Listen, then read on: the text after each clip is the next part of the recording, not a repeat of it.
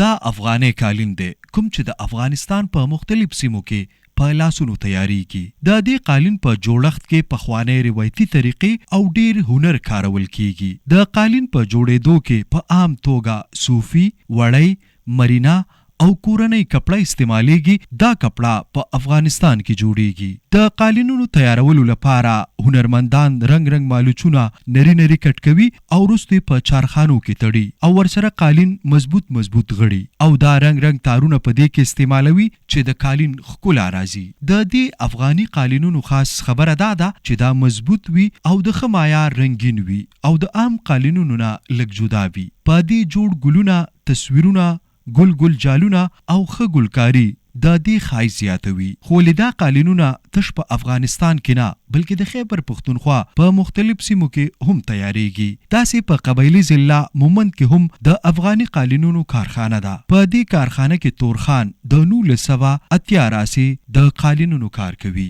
او زه د 1980 نه د قالین کار کوم. په کون د دفتر چې دی دلته دغه د سرکاري سنټرو د افغانانو دپاره هغه جوړ شوی چې د افغانانو ماشومان پکې کار زده کړي.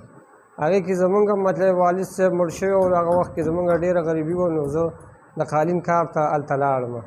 هغې کې چې ما کار کوو په هغه وخت کې 1980 کې 3 کاله کار ما سرکاري سنټر کې کار کړی دی. مونږ به هغه وخت کې 1 کال مونږ د میاشتې به 100 روپۍ میاشت راکوله.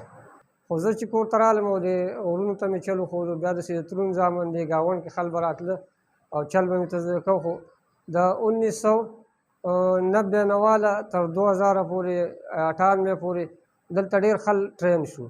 بیا زما دا کار مخ په وړاندې باندې تلو چې کوم کس به زه پوه شوم چې دا اوس د کار قابل دی نو هغه ته به مې دا کډۍ او د اوزار دغه کړه هغه ته به کور کې کډۍ ولګوله. په دې افغاني قالینونو کارخانه کې عدنان هم د قالین جوړولو کار کوي. څوک چې په 10م جماعت کې سبق وای د تعلیم ټوله خرچه له دې ځایه پوره کوم. زه د قالین کار کوم. زه د قالین کاریګر یم. زه چې کله د سکول نه راشم او ما سره فارغ وخت وي زه د هغې کې د قالین کار کوم خپل پلار سره. هغې کې ما ته مزدوري میلاویږي.